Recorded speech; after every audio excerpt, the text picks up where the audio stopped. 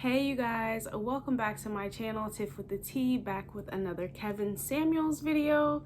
According to the poll that I took earlier in the week, you guys wanted to see more of him, so I'm giving you guys a week of just his videos. Before we get into it, definitely support my channel by hitting that subscribe button down below. I will love you forever. I appreciate you guys so much. Let's get started. Well, I've been watching you for a while, and I just want to say that tonight is the first time that I actually agree with you. This topic is really good. I just think the modern day women, or women in general today, they want the wedding, but they don't want the marriage. So, marriage is a big deal. I'm divorced. I've been divorced for a few years. So I know what it takes to be a wife. My parents, they've been married for 45 years. So okay. I grew up, seeing the role of a wife. How old are you? I'm 40. So your parents are 45, married 45. Okay. So I'm 51. We're both Generation X. Right. Every other generation before us were married that long. Why do we fail so much? I just think we give up. We give up quickly, and also we give up. We don't have the patience, the endurance. And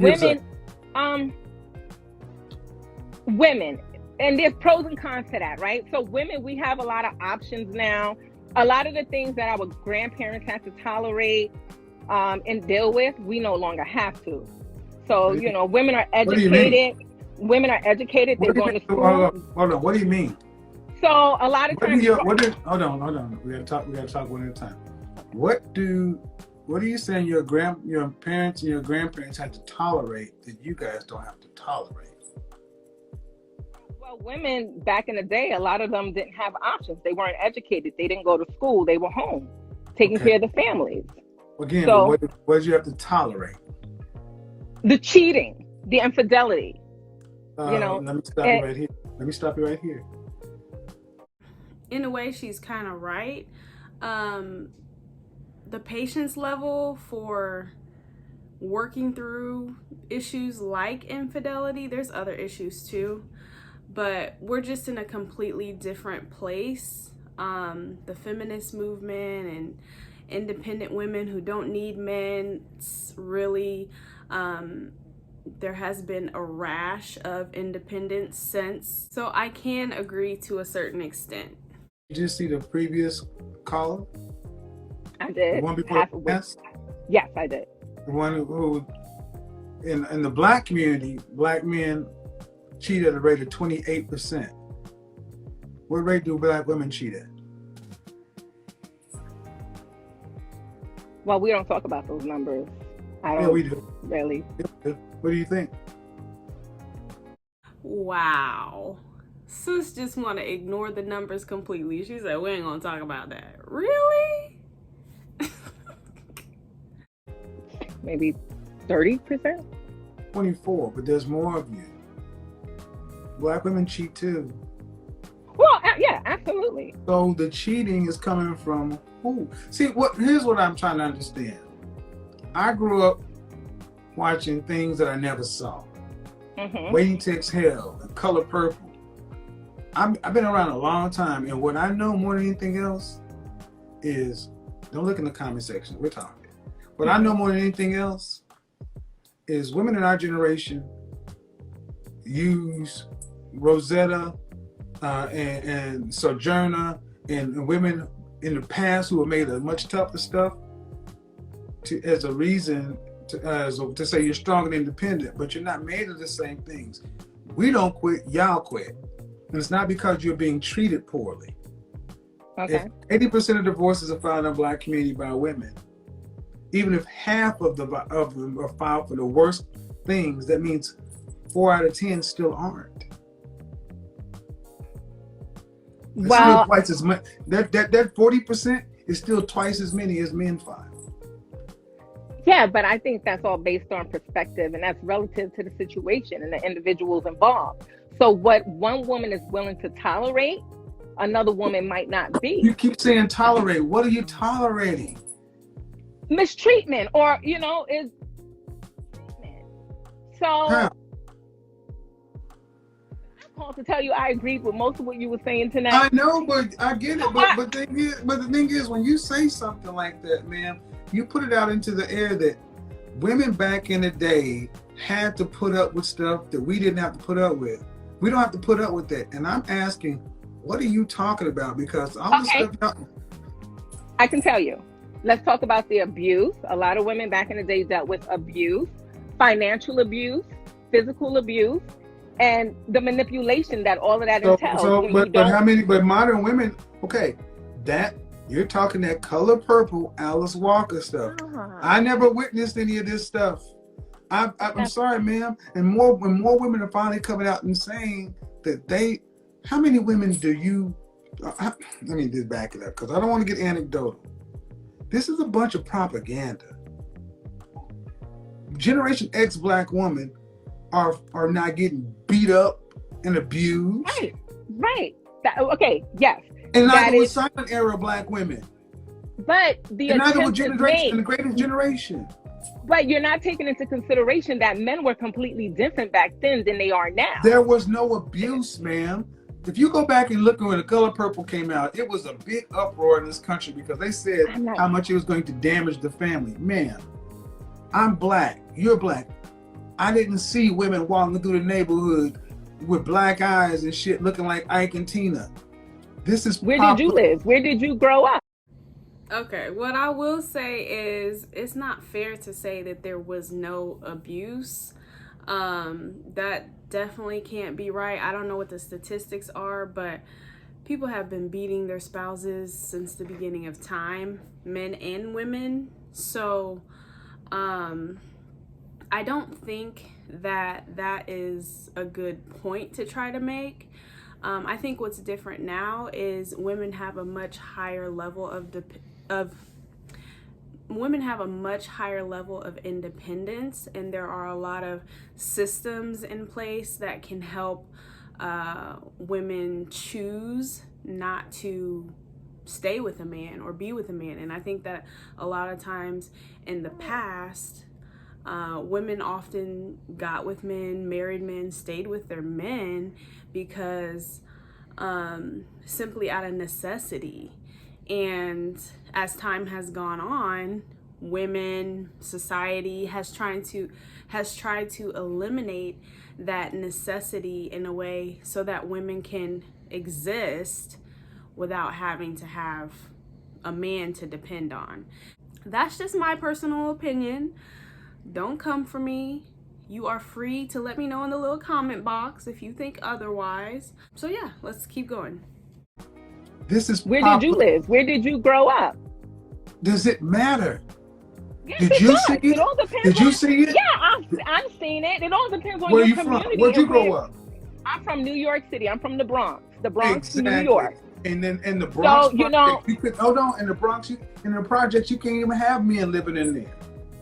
Well, I'm 1980. There were men living in there. There were ways. There were rules that men could not live in there, but women found ways to get some men in there. Let's do it. But that's not what we're talking about, right? No, what we're talking about, man. What we're talking about is you said that women in our generation did not put up with stuff other women put up with, and I call bullshit on that. Women in our generation were full of themselves.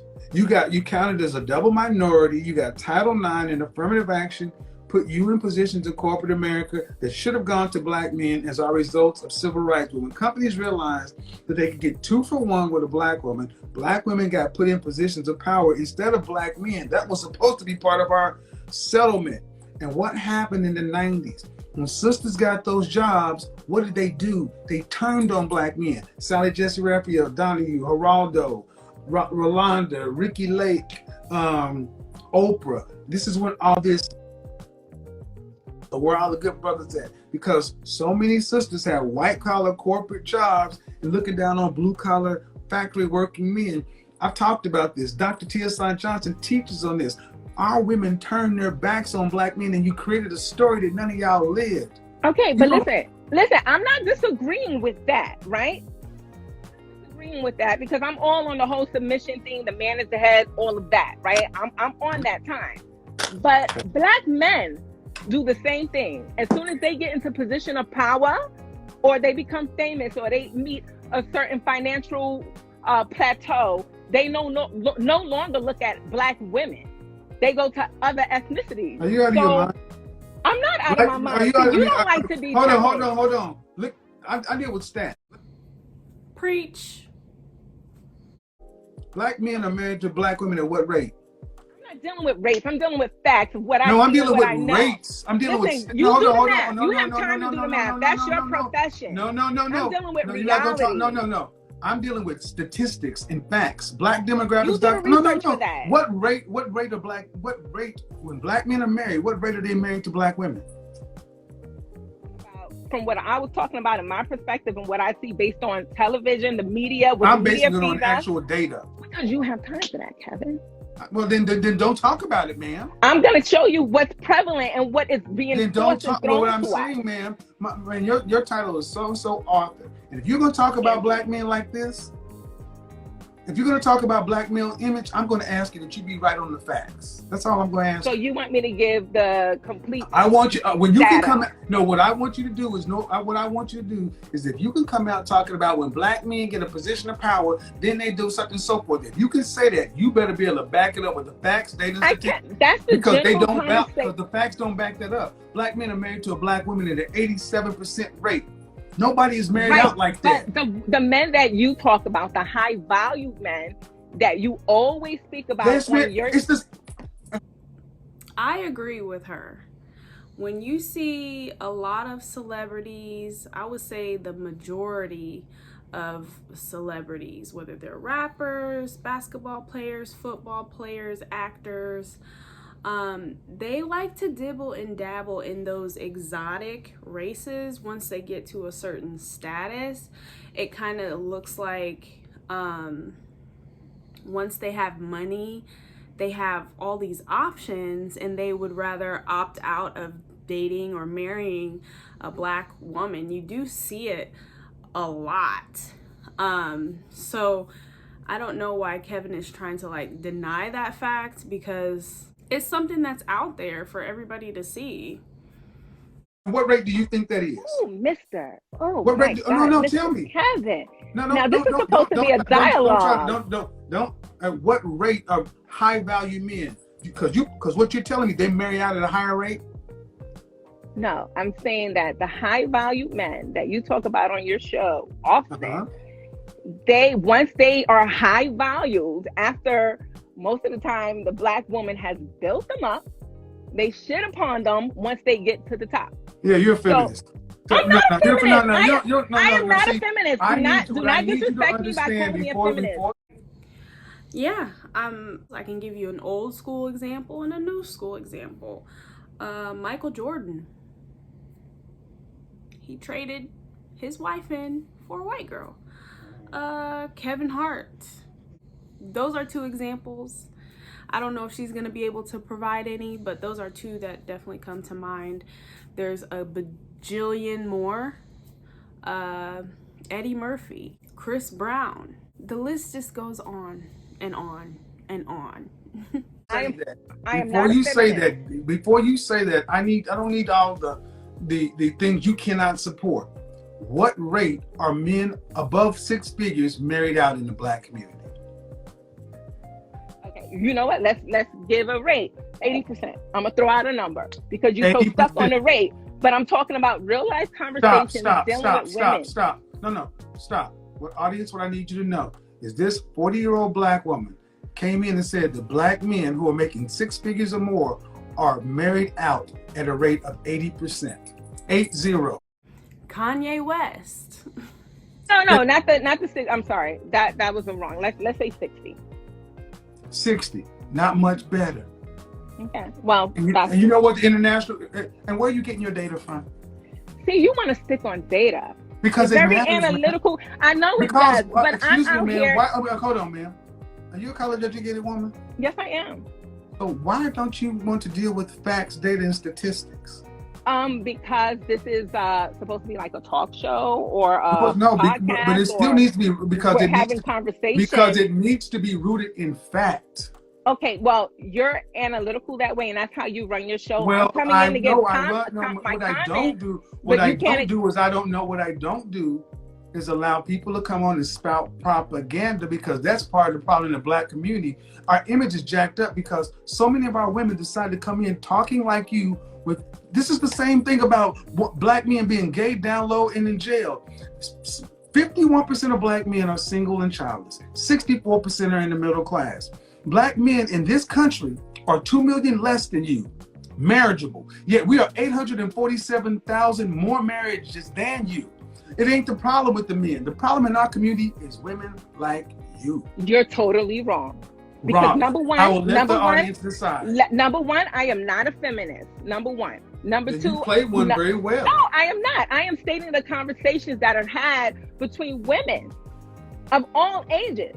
And we all agree. The majority of the women that I have conversations with, that are educated, that are high valued women, this is the conversation. So I'm just basically sharing that. You ask these questions. Because think about it. Hold on. So well, Mr. Kevin, you can't keep cutting me off. Well, ma'am, but the questions that you have with these high value women, if it's not based in reality, then what is it? It's their reality. You're going by statistics in a book based on a certain audience and a certain jurisdiction. No, ma'am, I'm going by Black demo. Okay, so audience, what I need to do is go back to the beginning of the broadcast when I said my truth and subjective truth. Let's also talk about two things that I'm going to bring up on YouTube. Black folks, knock this bullshit off about subjective truth. Subjective truth. I actually heard a woman say, all truth is subjective. Well, that just shows me you haven't been by a philosophy class. Subjective truth is based off a person's personal perspective, feelings, and opinions. Everything we know is based off of our input, senses, and perception. Thus, everything we know is subjective truth. All truth is subjective. That's a point of view. But it is wholly, wholly incomplete. Why? Because the objective truth is things are true based upon being a fact that can be proven true or false. See, what does subjective truth give us? The same thing that gives us something like prosperity gospel does in the church. It means, I actually hear women talk about, well, if that woman thinks she's a 10, who are you to tell her she's not?